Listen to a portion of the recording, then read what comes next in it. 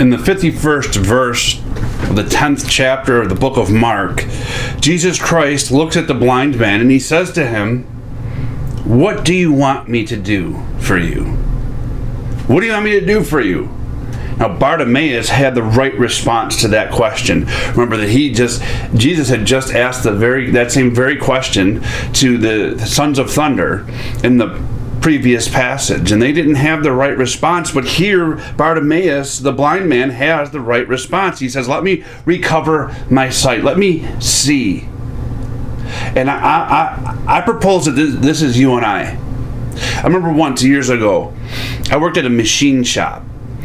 And I had just gotten done realizing, man, I saw this guy and I just saw all this patience that he had in him, and I felt God radiating through this guy, specifically in this man's patience. And I asked God, give me more patience. I just lacked patience.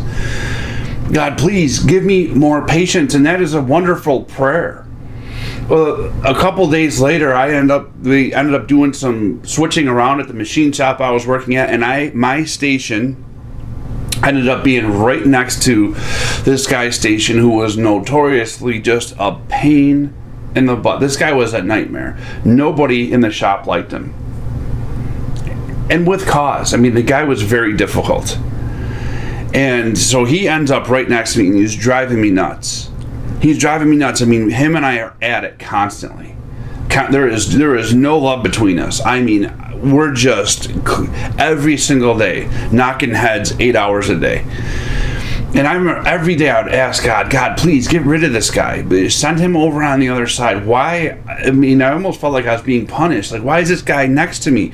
I would go to God in prayer, posture myself in prayer, and God would say, "What do you want me to do for you?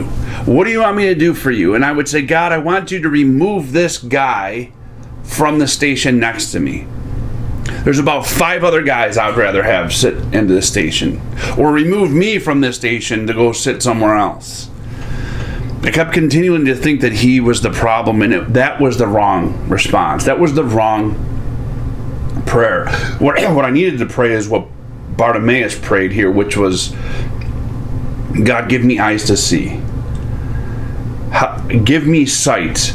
Not my sight, not physical sight, but spiritual sight. Help me to see why it is this guy is here. What do I need to do? What do you see in this situation that I don't?" See, I eventually come to realize that I prayed him to the station next to me. I asked for him when I asked for patience. God put right there, right next to me every single day, an opportunity to grow in patience. And it came this thing where, man, if I can learn to love this guy, patience with a lot of the other relationships in my life is going to come easy. Because a lot of the other relationships aren't nearly as bad as this guy. So let me try to practice patience here. And if I can learn to love him, I certainly can love the other people in my life. And before you know it, I'm praising God and thanking God for this opportunity to grow. And so I need spiritual sight. Some of us are in a circumstance or a situation or a season in life where we're struggling. There's difficulty, there's hardship, there's angst. And we keep going, "God, remove this, remove these emotions from me, remove me." And in some ways, we're actually asking to be exonerated and honored. God, don't make my life difficult. I don't want to struggle or have difficulty. See, our posture is wrong. It is really for our own glory, that we might just have an easy life. And we need to see the world and the people in it and the circumstances in our life God's way. If I see it my way, I'm just as blind, if not more so blind, than Bartimaeus. I need to see the world, the people in it, the people in my life, all of them, and the circumstances God's way. And so I need to posture myself and say, "God, give me eyes to see." When I go to prayer, God will say to me, and he says to you, "What do you want me to do for you?" And we should have this posture, this heart that says, "I want you to help me see. I want you to help me see. Help me to see." Praying is not about me changing the will of God. It's about coming into God and building faith and being changed through that relationship, being changed myself. I'm the one that changes as a result of a prayerful life. Circumstances aren't what change. People aren't what change. The world isn't what changes. I mean, sometimes they do, no doubt. But if you look at if you have any kind of career in prayer, any kind of time following God, you will notice, certainly I notice in my own life, that it's mostly me that's changed. I've changed far more significantly and consistently than the world or the people or circumstances ever have.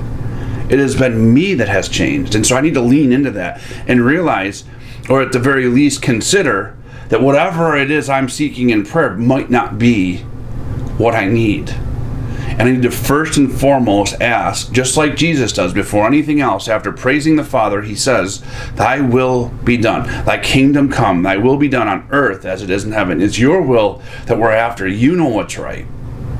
And so I need the vision. I need to be able to see the world, the people, and circumstances God's way, not my way.